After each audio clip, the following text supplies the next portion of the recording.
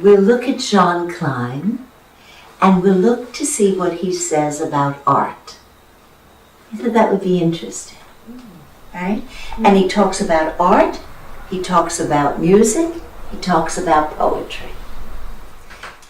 So somebody says to him, when you have found your real nature, can you then become an artist, a writer, a musician?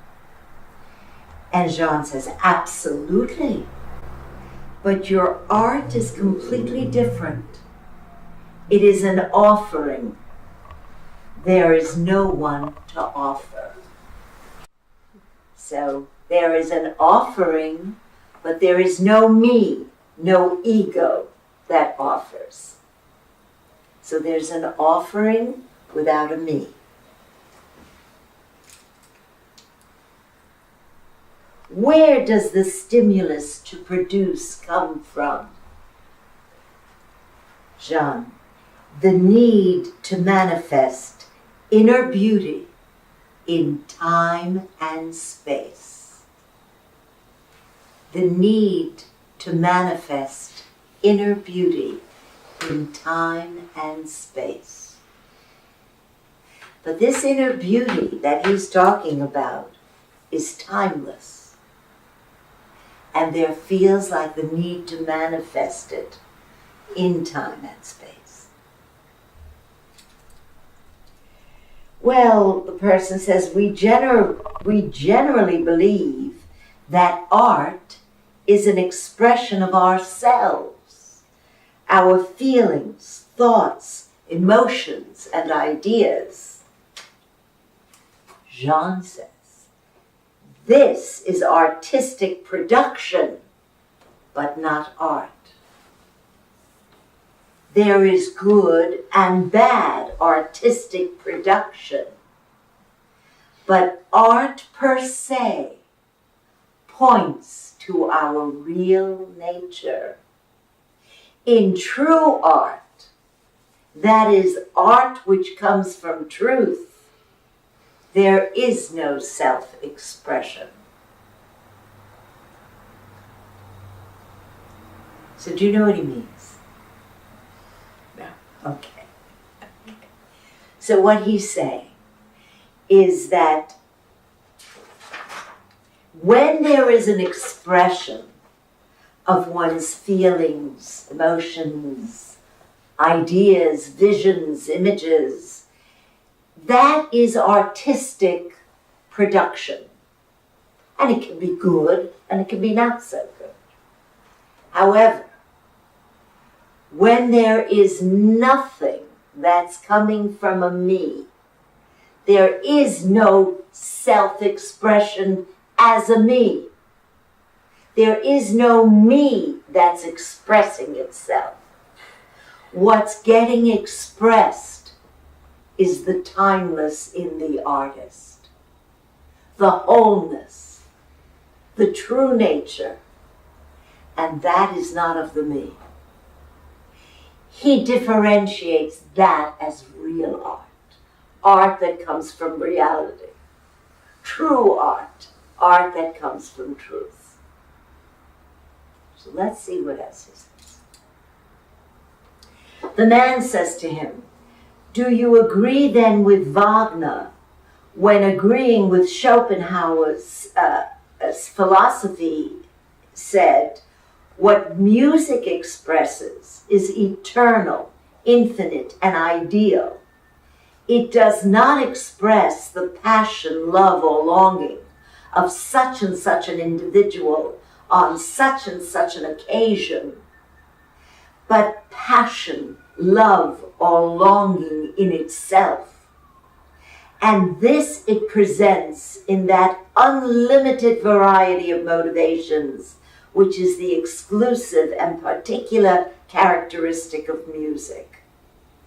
So apparently Schopenhauer also said, and he spoke about it in terms of music, that it's not an expression of a particular individual in a particular situation, but it's the expression through the individual as an instrument of love, longing, beauty in and of itself.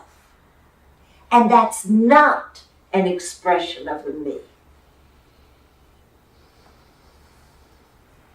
And Jean says, yes, but it is more than that.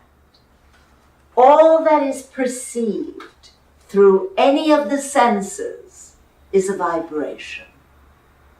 Music comes from the vibration of all that is objective. Not only inner states, but outer forms as well. We see a landscape and hear its vibration. We feel the vibration of a blue sky or a stormy sky. The scent of a flower has a vibration. So the person says, by vibration, do you mean how it acts on our body? He says, all that is manifested has vibration, is composed of vibration, and our cells can hear this vibration. The creator, the composer, becomes aware of this action in himself and uses it. The creation comes back to the creator. The source as an object comes back to the perceiver. So, the artist, in whatever field, feels the essential core of something. In fact, he feels it before he sees it, because he's in touch with something that is timeless. And being in touch with that which is timeless, he's then able to manifest it as an object. But when we look at an object, if we look at any object and try to reproduce it, then what we're really doing is we're separating ourselves from the object. It's me and the object. But when we perceive from our wholeness, then the object is an appearance in consciousness. And it reverts back to our own consciousness. It points to our own consciousness, our true nature. Now that's very interesting, because if we can see others that way, then we know there really are no others, because we are all appearances in this awareness, in this consciousness. All of us. And it is the witness in each of us, which is just a general witness. There's really no personal witness. But for now, the witness in each of us perceives the wholeness. So that's one way that we eliminate the separate self. You see, if we live by the separate self alone, then everything is separate from us. It's other than us. And if that's the case, then it's really difficult, truly difficult to love, to empathize, to actually see whatever it is, a flower, a person, a landscape, to really see, because it's always seen through that separate self, through that me. What is it to see without the me? What is it to see with our wholeness? How different must that be? How far more clear and beautiful and vast and spacious. the artist reproduces that. But now we will continue. Oh, the person says, what about experimenting with new forms, new media, new words, and so on? Jean says, there is no experimenting because that comes from the mind and it keeps you in the mind. The only impetus is to express the light, and you push to find it. You come out of the known into the unknown and remain in this unknown until a certain vision appears. You step out of the known into the unknown. Stepping out of the known into the unknown. We live in the known, based on all our memories, based on all our experiences, based on our conditioning, based then on our beliefs and our opinions. Right? That's our known. To step out of that into the unknown opens up a vast new dimension. Can we access that? And if we access it, can we express it? Yes, we can. So he says, stepping out of the known into the unknown, and remain with that until a certain vision appears. So the question says, the vision can only come out of complete emptiness. And Jean says, absolutely. It is a special quality of being, of hearing, of relaxing, of giving up. You have the inner position that allows you to be taken by the vision. You do not produce creativity. It comes to you.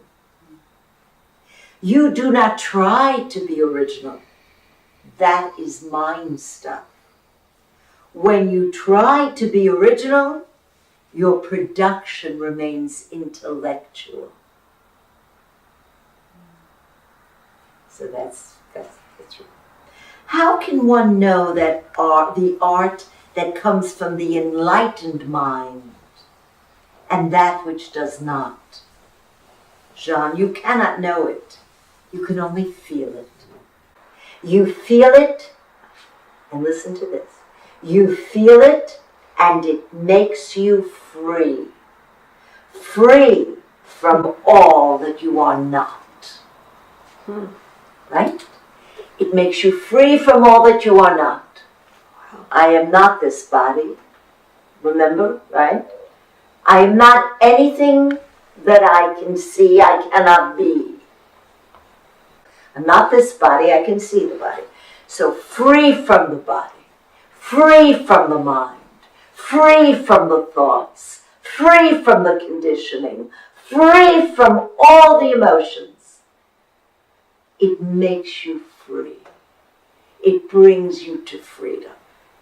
The vision that comes, if you stay in the unknown, he says, a certain vision appears. And the man says to him, this vision can only come out of complete emptiness.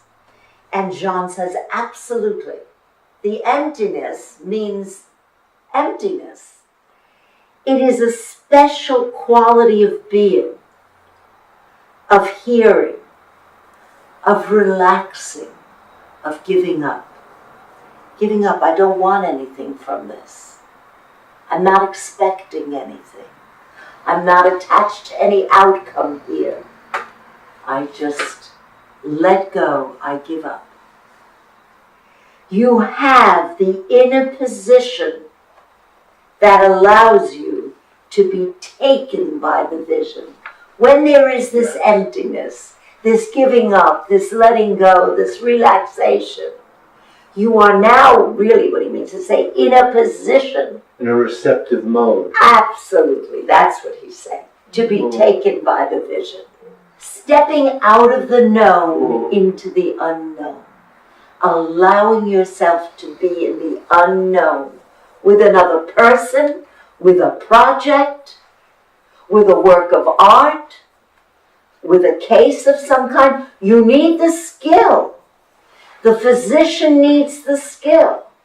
But it's the art that makes the diagnosis. Well, it's interesting. So somebody says to him, can someone who is not enlightened produce art that makes you feel free?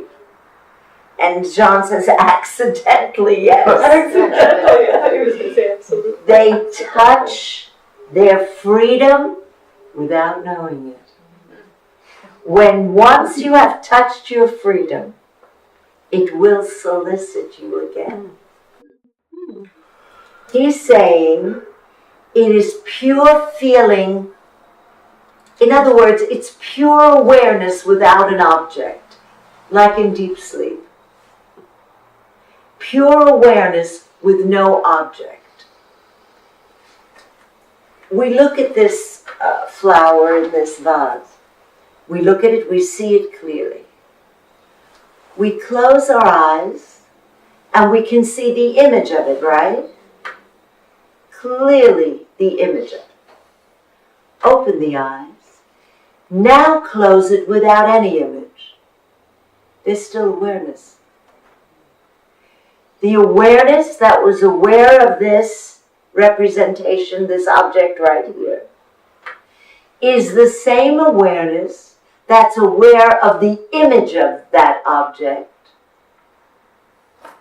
And it's the same awareness that's aware of no image, no object. Pure awareness with no object. How does that relate to what he just said about Van Gogh? It is a pure feeling without object, which is a spiritual experience. So one closes the eyes or leaves the eyes open. But there is no object. Remember, if you watch the thoughts and the thought stops, there's just space. No object. In creativity, something comes up. First a feeling of something, and then a vision, and then a manifestation. Now in the next thing he says, in a spiritual experience, the production is no longer in your mind. There is only a feeling of beauty which has no concrete representation. Goethe said, real art makes Zeit und Raum vergessen. So it makes time and space forgotten. Art, right? Time and space forgotten. So in other words, now this is how in a spiritual experience, the production is no longer in your mind. There is only a feeling of beauty, which has no concrete representation. He goes on, art reveals the highest in you, and you see it from the highest in you.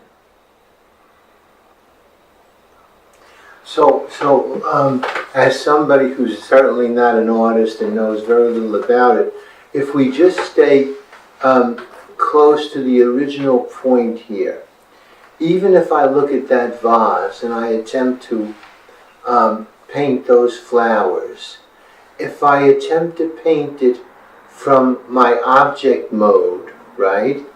And let's assume I have adequate artistic skills. I'll produce a painting of that vase and flowers that well, let me stop there. And then I have another artist come along with a similar set of skills, but paints it from a receptive mode of consciousness, rather than the first guy who sees the shapes and the colors and the textures and can very mechanically, so to speak, get it right because his skills are good. The latter artist comes and literally disappears into those flowers, Yes. and almost as if paints them from the inside out. That's right. That's right. Where does the desire to communicate come from, Jean? From love. The urge to make music comes from the inner desire to offer, to thank, to communicate, to be one with. It comes from beauty itself, our real nature, which is love and silence. The person says, when we paint a landscape, what are we painting? In other words, what makes art? Jean says, reproduction is never original. Generally, people look at the image, but the painter must be free from the image. When you see the landscape from your wholeness and paint from your wholeness, it is art. First you feel it, then you see it. You feel the harmony in the landscape, objects in relation to one another. You feel the light, the color, the volume.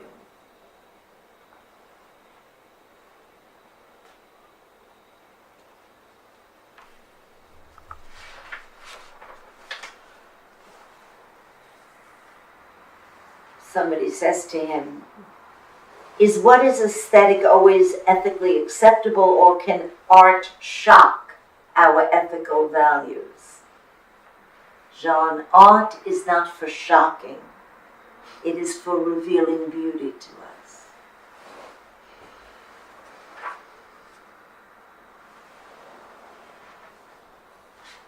About poetry. The person says there is an argument that if poetry goes too far towards the realm of the aesthetic, the beautiful, it is not real poetry, because it is an escape from life. And poetry is about life, as it is now, history in the making. Jean says, in love there is no dimension. Living has become stuck in objects. Poetry should elevate us from our daily existence, take us beyond conflict. A real poet has the capacity to transpose any circumstance in daily life to a level of freedom. Are you saying the poem should point to the ultimate freedom? Or can it point to many freedoms? Social, psychological, physical, and so on. Jean, in my view, the greatest poetry points to ultimate freedom. Freedom from the me. And that's what he says about art. That's what he says about art. It points us to the ultimate freedom, the freedom from the me. Somebody says to him, how would you describe the response to a great work of art? He says, it touches our original nature, our true self. There is first wonder or astonishment, because there is no reference to what you know. That's interesting. I'll read it again. It touches our original nature, our true self. There is first wonder or astonishment, because there is no reference to what you know. We have no reference for it. It's not in our conditioning. It's not in our beliefs. We have no idea. The mind cannot interpret it. It passes beyond the mind. So there's no word for it. There's no word for it. And that's why there is wonder and astonishment. Can wonder happen in front of a work of nature or human hand, says the man? Yes, says Jean. It can happen at any moment. Maybe when looking into the eyes of a child or a beloved. When you are in wonder, you look through the eye of God.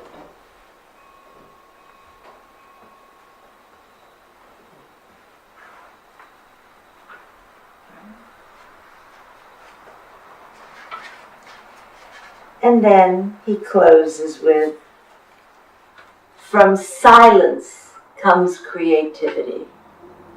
Nothing new comes from thinking. And we are free. The me constricts. The not me, the openness is what we really are.